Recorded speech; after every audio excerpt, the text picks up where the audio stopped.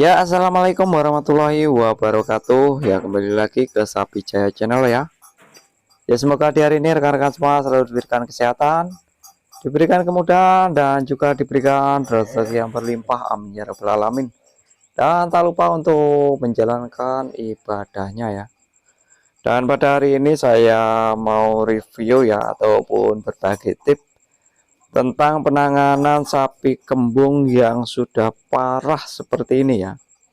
Jadi ini udah kambungnya itu melembung.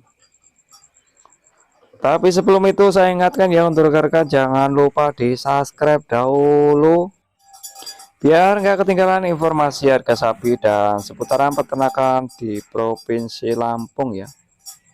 Dan langsung aja ya kita reviewnya.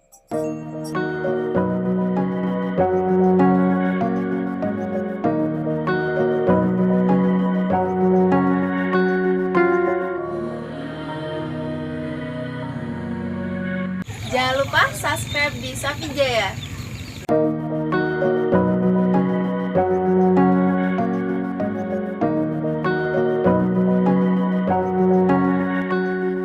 Jadi ini kita bisa lihat ya rekan-rekan. Ini kita bisa lihat kembungnya sangat parah sapi ini. Saya terlihat dari perutnya ya yang menggelembung, yang udah kenceng bener ini. Jadi sapi itu udah nggak bisa bergerak ya, kayak lemas ya. Untuk bernapas juga susah ya. Untuk bernapas juga susah. Jadi ini udah sangat darurat ya. Udah sangat-sangat darurat. Tapi bisa diatasi ya. Jadi kadang peternak itu karena tidak tahu caranya mengatasi, jadi biasanya langsung panggil belantik sapi ya. Jadi langsung nggak mau pusing, takut nanti mati, jadi langsung dijual gitu aja. Padahal penanganannya sebenarnya tidak susah ya. Jadi gunanya media informasi itu bisa menambah wawasan kita ya, untuk saling belajar dan menambah pengetahuan lagi. Dan saya dulu juga pernah nangani sapi seperti ini ya. Jadi alhamdulillah sehat. Dan kebetulan ini saya juga punya sapi yang kembung lagi. Memang dapatnya sudah seperti ini ya. Sudah kelenger seperti ini. Ini berdiri tidak bisa, gerak aja susah. Jadi membawanya juga kita harus rame-rame ya, menggunakan terpal untuk naikin ke mobil. Dan tips yang pertama ya dari saya, kalau sapi kembung itu kan biar usahakan sapi itu selalu mengunyah, jadi kita harus telaten yang loloh ataupun ngasih makanan loloh biar ada air liurnya ya. Itu yang utama.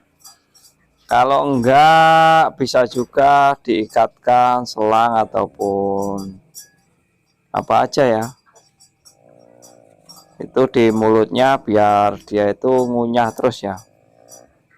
Jadi kalau caranya saya seperti itu untuk penanggulangan pertama, biar sapi itu tidak mati ya karena tidak bisa bernapas. Nah, kita kasih selang seperti ini. Jadi kita kasih selang seperti ini, kita kasih garam. Jadi sapi itu bisa selalu mengunyah. Usahakan seperti itu. Karena napasnya biar selalu tidak tersumbat ya. Ini kita kasih selang dulu.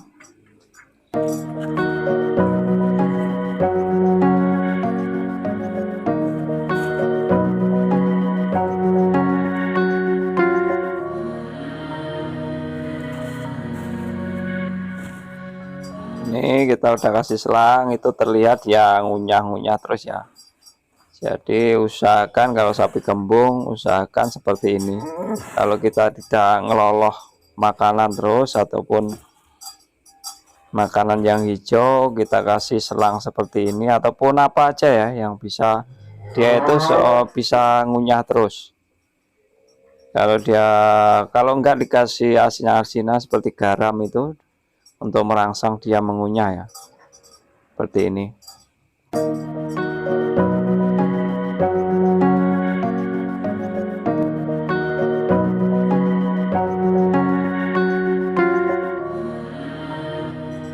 Jadi saya udah sering kali juga ya nangani sapi kembung kayak gini.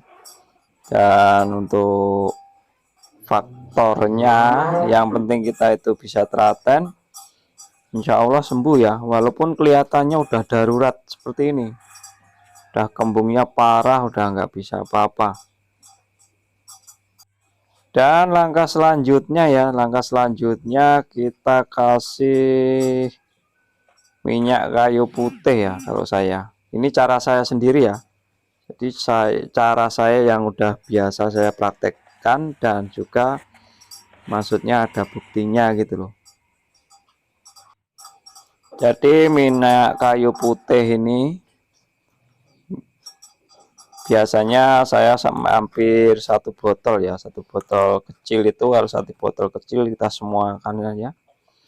Kalau 1 botol besar kayak gini ya sisakan dikit ya.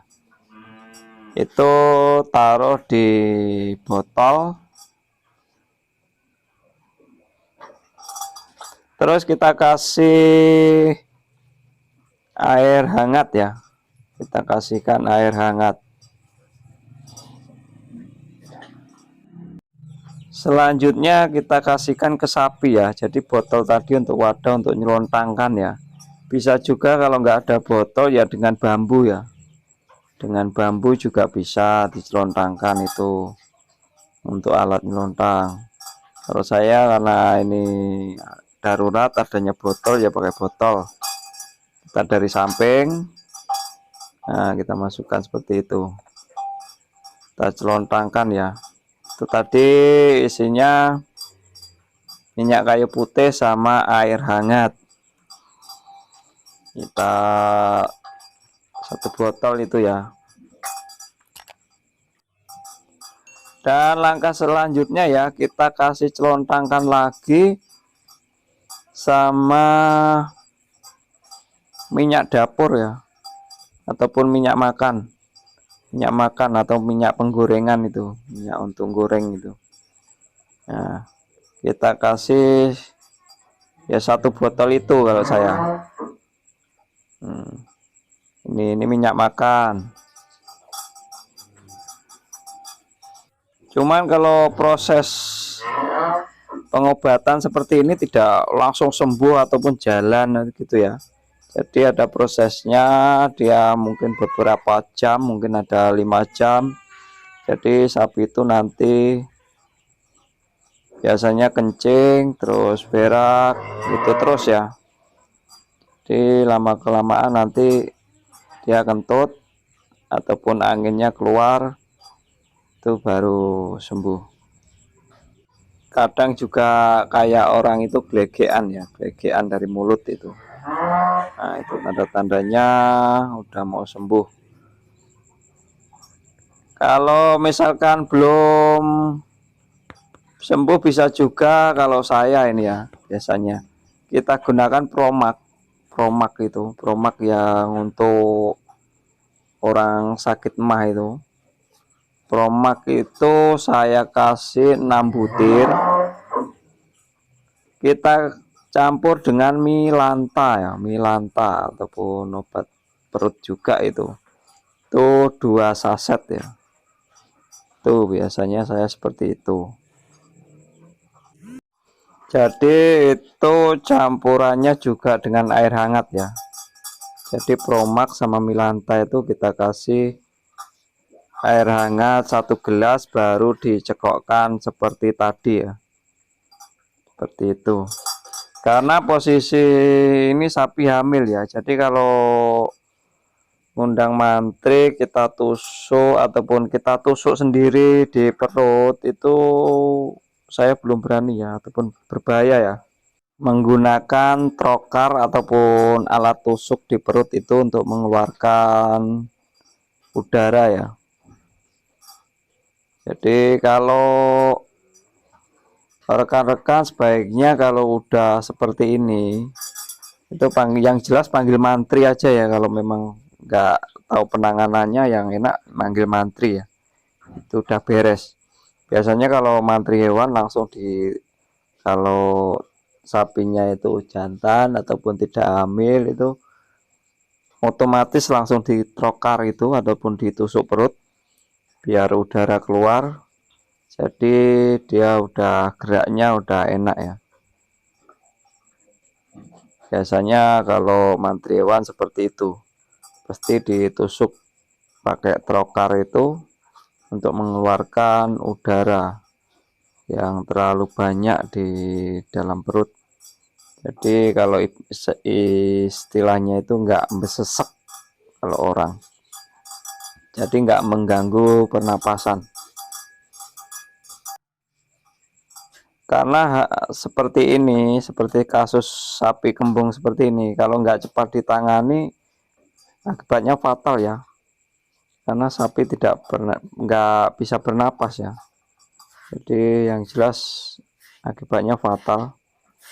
Jadi kalau sapi rekan-rekan itu memang udah terlihat kembung seperti ini, langsung ditangani dengan cara-cara yang sederhana tadi dulu, baru setelah itu panggil mantri ya. Kalau mantri kan udah ahlinya, biasanya langsung ditrokar untuk mengurangi angin di dalam perut. Dan ini kita lihat ya, setelah 1 hari ini, setelah 1 hari. Jadi sore itu kita dapat seperti tadi itu, baru besoknya sudah seperti ini ya. Nih udah normal seperti biasa, makan udah seperti biasa, dan keadaan perut sudah seperti semula ya. Nih kita lihat sudah sehat.